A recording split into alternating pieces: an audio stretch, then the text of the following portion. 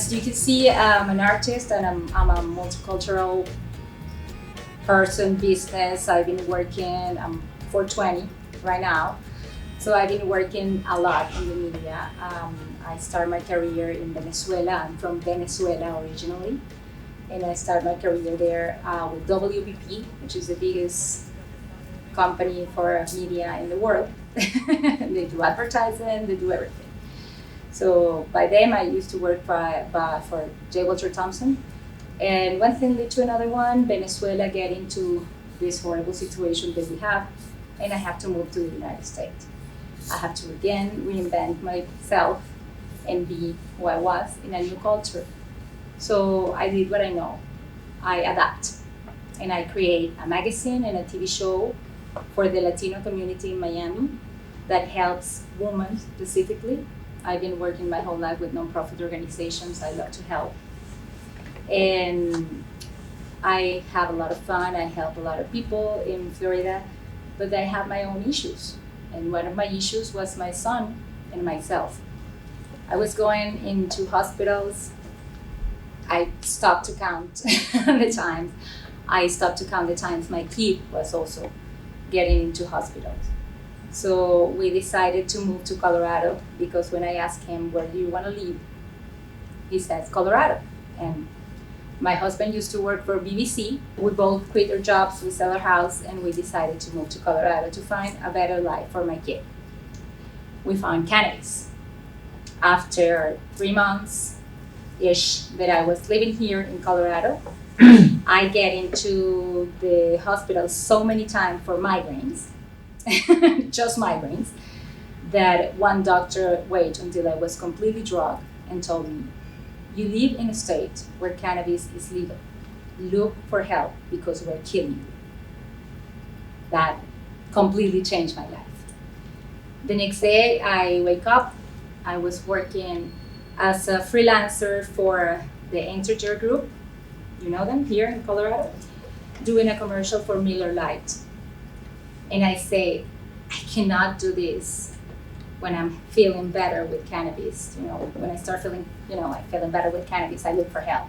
And then I went back to my job. I was doing that by that time. And I was doing a commercial for Miller Lite, for alcohol. And I feel so bad that I was helping to sell something that made people feel so bad. And I was getting the answer in a plant that had no advertising, no publicity, no help whatsoever. Not even in the medical or education side. I quit my job and I started working as a trimmer, as a bud tender. As a trimmer, as a bud tender, I was in a few months the head of communication and content creator for a few dispensaries that I worked. And I went back to media and communications. That is what I do. I sought the opportunity, and this is very important for all of you because all of you have your story and you have to find the necessity in people like you. So I find the necessity in cannabis for the Latino community. I started giving cannabis to my kid for autism, and he was responding amazingly. I was feeling incredible. I was out of medication, and I started to explain in my family, my Latino family, that I give cannabis to my kid. Of course, they all call the police on me. They still think, a few of them, that I'm crazy, that I'm a drug dealer, that I'm like the worst person in the universe. But my kid is alive, and I'm alive, and I have quality of life. So that's what I want to give back as a media. I have this for you. This is the first magazine in Spanish in the United States about cannabis. I evolved to create Cannalatino, and Cannalatino is a media since 2014, and now we are the first magazine. I also write the first recipe book so people can learn in Spanish. This is the first one for Latin America. Wow. With arepas, if you know what arepas are. So we have Latino recipes infused with cannabis. Because when I start to travel, when I start to tell my story, I become an advocate and I become a public speaker for cannabis. And when I start traveling and tell my story, everybody was like confused, like, why are you doing this? What is cannabis? What is that? What is marijuana? What is hemp? And what is cannabis?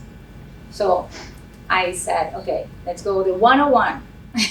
You know, I have growers. I share expos in countries in Latin America where the growers told me that they pee on the plant because they need to have this skunkiness.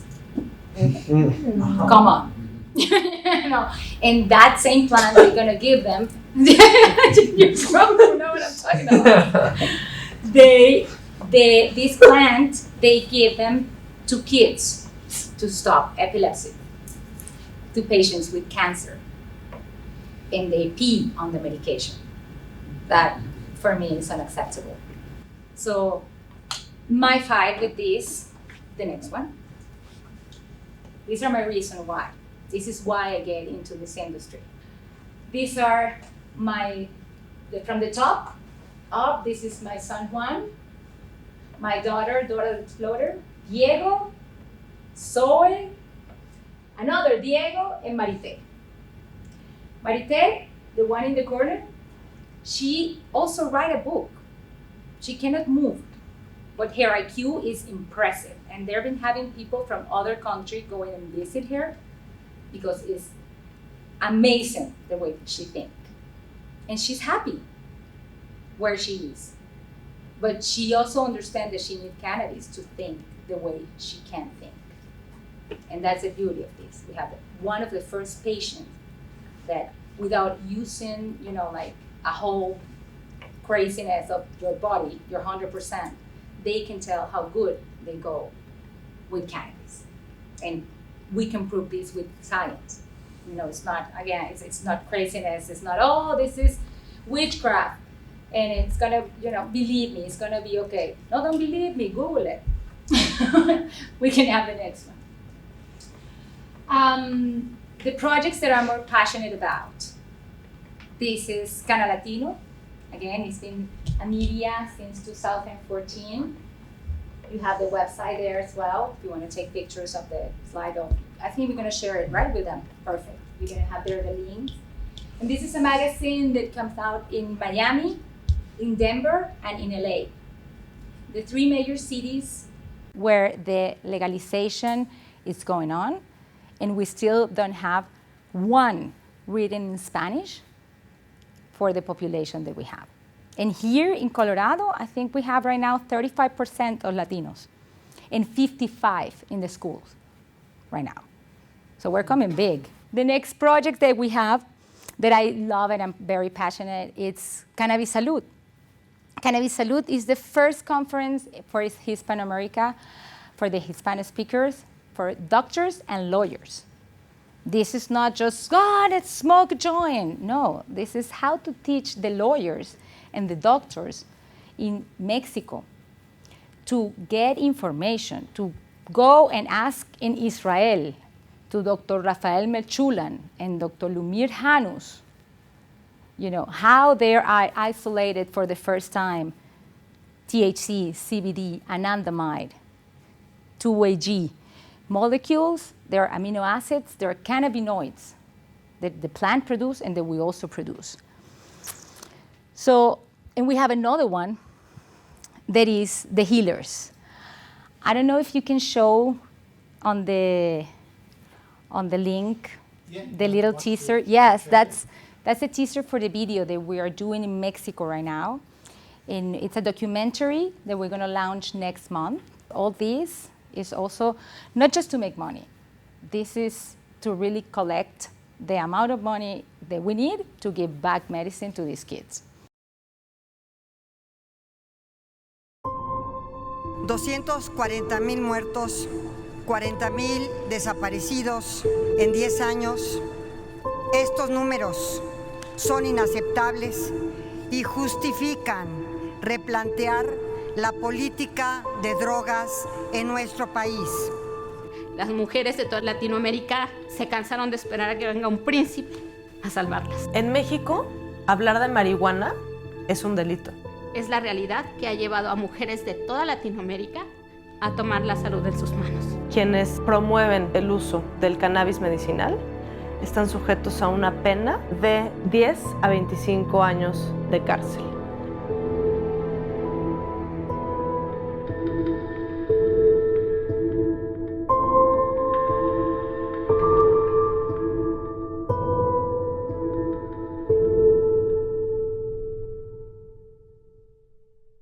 In Mexico, talk about cannabis, it's illegal. Let me tell you something. In the United States, talk about cannabis is federally illegal as well. So we need to also choose our words. We're not here to make advertising, to promote anything that is not our health. The right that we have, our human right to find a better quality of life. And that's the education that we can give. You know, this is the big reason why you can do this. They asked me, Marty asked me when I was doing this, you know, fine, as a woman of color, you know, like, why am I doing this? I think I've been telling you everything why I'm doing this, you know, like, and all these projects are part of something bigger. They also asked me kind of like what is how I prepare. I prepare with a lot of research. And the first thing, you have to read, you have to go, you have to look, everything. But this is like a little table, you know, that it will help you as well. What's your content? What are you going to tell? Any content that you build, you know, it could be a video, it could be a website, it could be a blog, you know. Who do you are creating for? In my case, I'm speaking to the legalities. I'm the voice of these parents. I'm the voice of the plant in the world, on the legal way, you know, like on the fair way as well. In the same way that you can drink alcohol, I can choose to have cannabis as well, because I can choose what chemical I put in my body, and that's a human right. We don't know our human rights. Only 5% of the population in the world know that we have human rights. Imagine the responsibility that all of you have. The problem, what is this? What do you want to say? What is the problem that is in the community right now that you want to solve? Always be unique, be you. Feel free to put whatever, like in my picture, you know, do whatever. You know, your content represents who you are. And even if you have the same documentary, you and you and you and you, I bet they will not going to be even close to the graphic treatment, to the vision, you know, through your camera. Even the cuts or the shots, they will be completely different. So, and there's enough in cannabis to talk about. You know, if all of you make like 10 documentaries, you will need 20 more each the next year in order to make the impact that the world needs from cannabis. Every channel, it's important. Today you're producing not just for Univision, for Telemundo, for ABC, for NBC, for CNN. You're producing for everybody because everybody is watching. And we have the access today with social media that control that. One of the beautiful things about cannabis is, in media, is that we don't have outlet. So we have to be more creative than anyone and more creative than any time. We have to create our own media platforms. We are in charge from the education to A to B, but we need to be responsible with what we put inside. Always remember that one crazy person telling you the truth, it will always be one crazy person telling you the truth. But a lot of crazy person telling you a lie, they will generate credibility. And that's what is going on with this plant a few years ago. That's what advertising can do. It's super sad that the father of the advertising and communications that we have today as a father really is not for so many anthropological reasons. But what we study as the father of the advertising is Goebbels. Goebbels was the right hand from Hitler. But that was the guy who made the best advertising campaign. So he created advertising. That's what book says. The Aztecs and the Incas, they have inside their houses the story of how they're going to remove the head of your kid every third moon because God said it. That is advertising there. That's how we teach. And that's how we teach the world. Everything that we know right now is because soap operas, news, the soap operas that your mom also watch. We have a lot of those, especially in Latin America. Oh my God, drama is our thing. And manage your creation. Always follow back what you're doing. Everything that you launch to the world, it has a life. People will repost it. Be after that people who repost it and communicate with them. Engage with your own audience.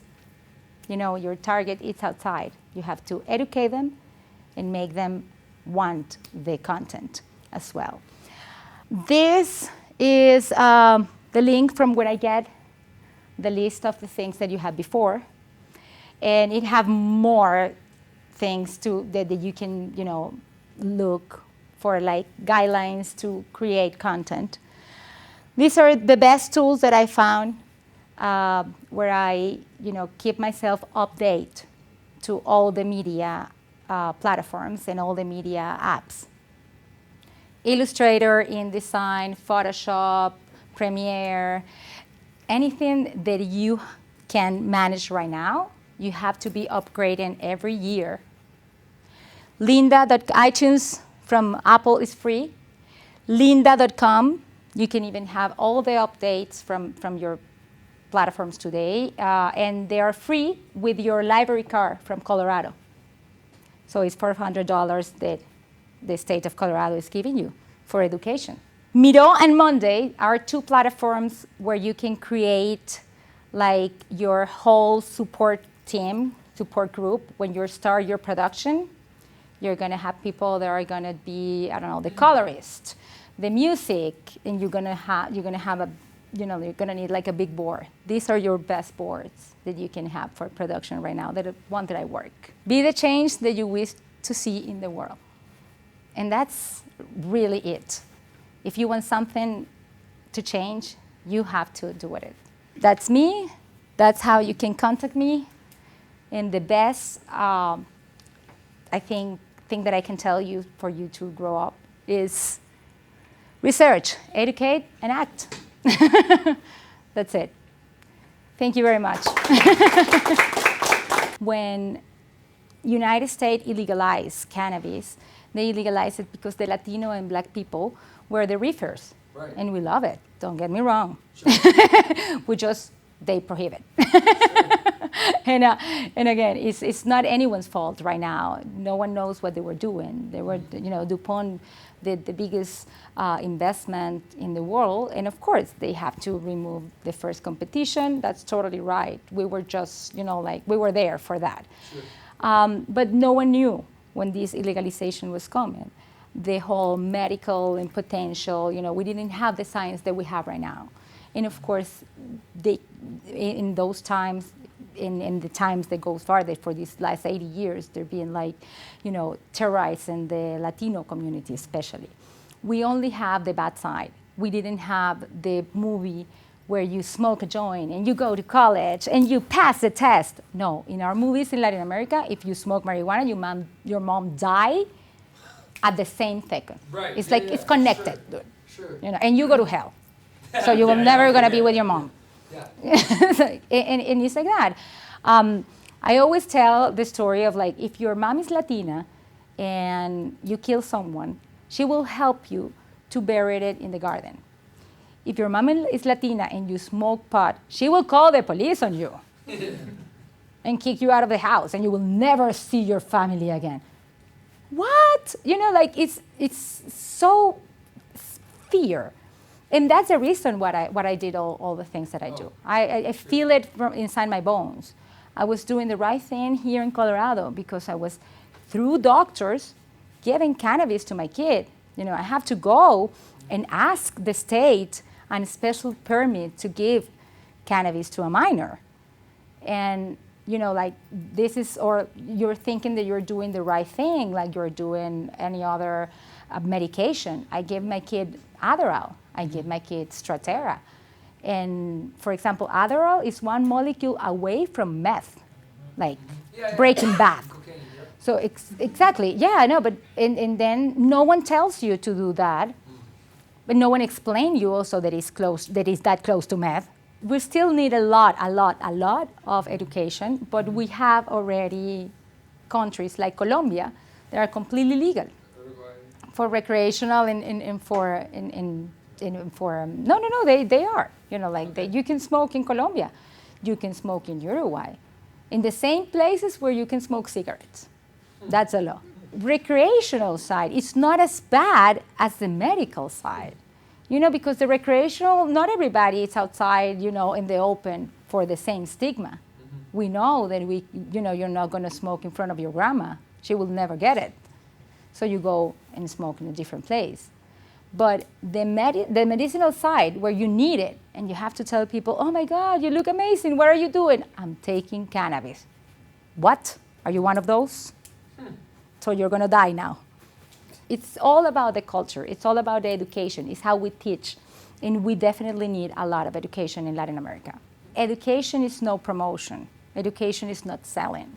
Education is not, yeah, cannabis is good, come and buy 3 joints. Cannabis is good because we have the endocannabinoid system, and it works this way from your body. You know, like giving knowledge to someone about your body and about how to get a better quality of life is not promoting. And that's the difference, you know, that we have on the legalities for the federal law being not, you know, you cannot promote terrorism.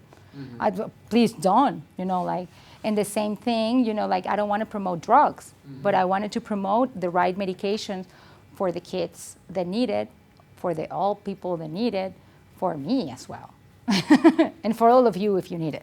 There is no way right now for you to die with any products that we have. That doesn't mean that we are not stupid enough to make a concentration enough to kill someone. And I think totally we're going to do it, give it less than 50 years, and they will be there. So yeah, we can have everything if we don't regulate it, if we don't use it the way that we have to. And that's why it's so important to regulate and to work with the countries to legalize and set an example. The United States is the first country that is, okay, it's legalizing state by state, but it's legalizing the right things. You know, it's not going, oh, just, you know, because we have these patients and we need to have them, and okay, let's keep them quiet there, give them that. This is legalities that are allowing people to vote, so they have the voice of a whole state, and they also have the voice of a whole people that administrate that state. You know, they're being able to see and to learn how cannabis can change the legality. And that's why the United States is so important, because we're still the example for Latin America to legalize everything. But yes, we have to be responsible for what we teach. Honestly, I think I feel that I'm on the good side of a battle. You know, I'm on the science, I'm saving kids, I'm building economies as well, because that's another thing. If we don't slave other countries in South America to get the CBD or, you know, kilo for 0.20 cents, because that's slavery, you know, we can build other countries that work with us, and we can build countries that also have the same structure to evolve, just to make everybody beautiful and everybody healthy and everybody, you know, like part of a good community in the world. We need to unify, and our message have to be the right one and the honest one. Again, I write, and all the education that I do is for moms and for parents and for people, I don't know, older than 25.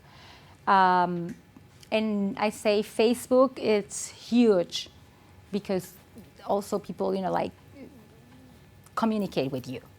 They're always asking you questions. How can I find this? My kid have this thing, and you really create that engagement that also will make your metadatas go wild online. Because again, we cannot buy Google ads, for example, to promote this. So we have to relate on the natural search, and the natural search is writing to people, replying, engaging. Another good thing is that if you, for example, live you live in Denver, you live in Laundry, you live in Arvada, and those communities have their own media channels. So you can also promote your piece on those local stations. Your family will tag your friends, tag people that also can retag, share and engage with your piece. I think that's it. What about a research area you believe? The research area that I believe it will be, you're perfectly balanced, because the majority of women want health and take care, and you guys want business and also take care. So that's a perfect merge. I would say business with conscience. If your business, start from the beginning. If you want to do CBD line, make your bottles glass. Don't use plastic, for example. Or find a way to get the hemp plastic that is biodegradable. Match your information with what you're doing all the time. And I think business and health. That's exactly. Hospitality. Tourism is now a huge thing as well. So, because everybody wants to know what is happening here in the United States. Every time that I travel, it's like, oh my God, you live in Colorado. Let me touch you. So, why? You have cannabis. I'm like, okay, yeah, but you have a super advantage. You're here. You're in the #1 country in the world.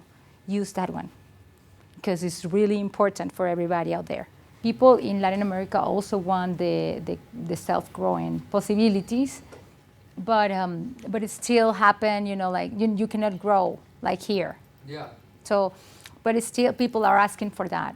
And it's something that we also need to regulate. But we don't have that regulation even here. Yeah. We have people that are getting 99 plants still, and they're selling it. And we have moms that really need that amount of plants, and they're not getting it because of this other, and happen, again, worldwide. We have people from, they want the black market. They are teaching mothers with kids with epilepsy, I'm going to teach you how to cure your kid, but you're going to use 3 plants, 99s are going to be mine. So we also have to stop that abuse.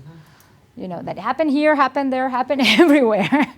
So it's something that everybody is thinking about.